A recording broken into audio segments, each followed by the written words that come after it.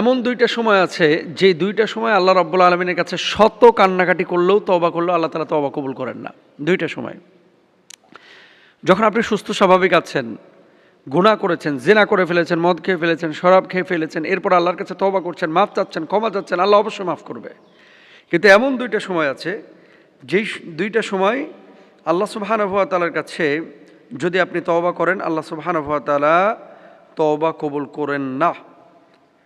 কিন্তু আমরা তো জানি আল্লাহ গফফার, আল্লাহ রহমান, আল্লাহ রহিম, আল্লাহ সত্তার, আল্লাহ জব্বার, সুবহানাল্লাহ। আমরা গুনাহ করতে ভালোবাসি, আমার রব, আমার আল্লাহ, তিনি মানুষকে ক্ষমা করতে ভালোবাসেন। তো যখন আপনি আল্লাহর কাছে ক্ষমা চাইবেন, ক্ষমাটা রূহ যখন সুস্থ স্বাভাবিক অবস্থায় আছে তখনই আপনাকে চাইতে হতো। এখন কখন আল্লাহ তাআলা তওবা কবুল করেন না? ওয়ালাইসাতিত তাওবাতু লিল্লাযিনা ইয়ামালুনা সাইয়্যাত হাত্তা ইদা হাদারা আহাদাহুমুল মাউত। একেবারে মৃত্যুর ফেরেশতা এসে হাজির হয়েছে,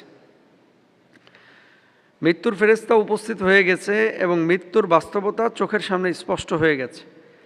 এখন আপনি তওবা করছেন বা কান্নাকাটি করছেন, আস্তাগফিরুল্লাহ আস্তাগফিরুল্লাহ বলছেন, এই সময় কিন্তু তওবা কবুল হবে না। এক নাম্বার, আমাদের অনেক ভাইয়েরা এবং বোনেরা আছেন, যখনই দেখা যাচ্ছে যে রূহ কবজ শুরু হয়ে যায়, অনেক মানুষ দৌড়িয়ে মুয়াজ্জিন সাহেবকে টেনে নিয়ে আসেন, ইমাম সাহেবকে টেনে নিয়ে আসেন যে হুজুর আমার বাপ তো মারা যাচ্ছে, একটু তওবা পড়ায় দেন, অথবা মেডিকেল হসপিটালে আপনারা টেনে নিয়ে আসেন। ইসলামী শরিয়ায় আসলে এই বিষয়গুলোকে এভাবে অ্যাকসেপ্ট করে না। কালিমার তালকিন মৃত্যুর সময় যখন মানুষ মুমূর্ষু অবস্থায় পতিত হচ্ছে আপনি দিবেন, পড়বেন আশহাদু আল্লা ইলাহা ইল্লাল্লাহ ওয়াহদাহু লা শারীকা লাহ, আশহাদু আল্লা ইলাহা ইল্লাল্লাহ ওয়াহদাহু লা শারীকা লাহ, লাহুল মুলকু ওয়া লাহুল হামদ ওয়া হুয়া আলা কুল্লি শাইইন কাদির। আপনি পড়েন জোরে করে লা ইলাহা ইল্লাল্লাহ, লা ইলাহা ইল্লাল্লাহ, লা ইলাহা ইল্লাল্লাহ মুহাম্মাদুর রাসূলুল্লাহ। আপনি এগুলো তালকিন দিবেন, কালিমার তালকিন। কিন্তু ওই সময় যদি আপনি তওবা করাইতে চান, ওই তওবা যখন রূহ কবজ হচ্ছে ওই সময় আল্লাহ তাআলা তওবা কবুল করবেন না। এই জন্য তওবা হচ্ছে সুস্থ স্বাভাবিক অবস্থায় যখন আপনি পাপ করছেন, এই পাপ থেকে ফেরার জন্য তওবা করবেন। তওবার মধ্যে আবার কয়েকটা বিষয়ের সমন্বয় আছে।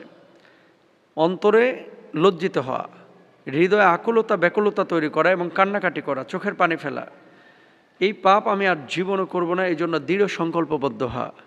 এরপর আল্লাহর কাছে অনুনয় বিনয় করে বলা যে আল্লাহ আমি ভুল করেছি, আল্লাহ আপনি মাফ না করলে আমি কার কাছে মাফ চাইব, আল্লাহ আপনি আমাকে মাফ করে দেন, আল্লাহ আপনি আমাকে ক্ষমা করে দেন মাবুদ।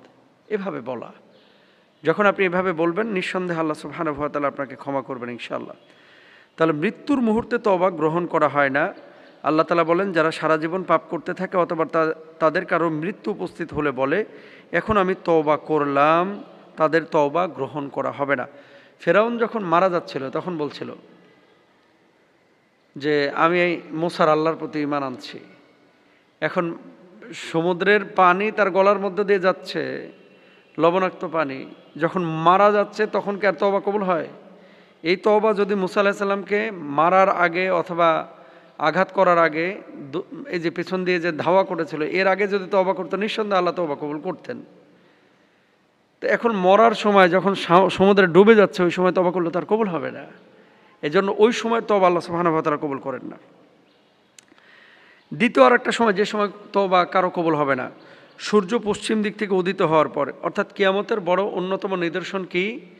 প্রতিদিন সূর্য কোথায় ওঠে? পূর্ব দিকে। আর কিয়ামতের আলামত প্রকাশিত হওয়ার পরে, মানে যখন কিয়ামত সংঘটিত হবে যেদিন, সেদিন সূর্য উঠবে কিন্তু পশ্চিম দিকে। তো পশ্চিম দিকে যখন আপনি দেখলেন যে সূর্য উঠে গেছে, সে সময় যদি আপনি তওবা করেন আপনার তওবা আর কবুল হবে না। আল্লাহ সুবহানাহু ওয়া তাআলা বলেন যেদিন তোমার প্রতিপালকের কিছু মহান নিদর্শন এসে যাবে সেদিন এমন ব্যক্তির ঈমান কোনো উপকারে আসবে না যে আগে ঈমান আনে নাই বা ঈমানের মাধ্যমে কোনো সৎ কাজ অর্জন করে নাই। সূরা আনআম। আর আল্লাহ রাসূল সাল্লাল্লাহু আলাইহি ওয়াসাল্লাম বলছেন কিয়ামত সংঘটিত হবে না যতক্ষণ না সূর্য পশ্চিম দিক থেকে উদিত হয়। অর্থাৎ পশ্চিম দিকে যখন উদিত হবে তখন সবাই ঈমান আনবে, কিন্তু তখন সেই ঈমান কোনো উপকারে আসবে না যে আগে ঈমান আনে নাই। সহিহ বুখারীর কিন্তু হাদিস।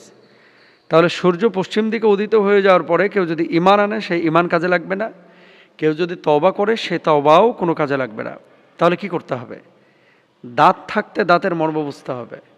তওবার সময় হচ্ছে আপনি সুস্থ সবল স্বাভাবিক যখন আছেন, হায়াত জীবন আল্লাহ আপনাকে যখন দিয়ে রেখেছেন, ঠিক সেই হায়াতের সময় সেই জীবনটা যখন আপনি ব্যবহার করছেন, তখন আপনি আল্লাহর কাছে ক্ষমা প্রার্থনা করবেন। এর বাইরে যদি আল্লাহর কাছে ক্ষমা প্রার্থনা করেন, আল্লাহ সুবহানাহু ওয়া তাআলা আপনার তওবা কবুল করবেন না।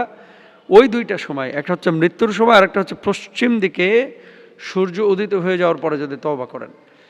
অনেক মানুষ জিজ্ঞেস করেন যে মোহতারাম,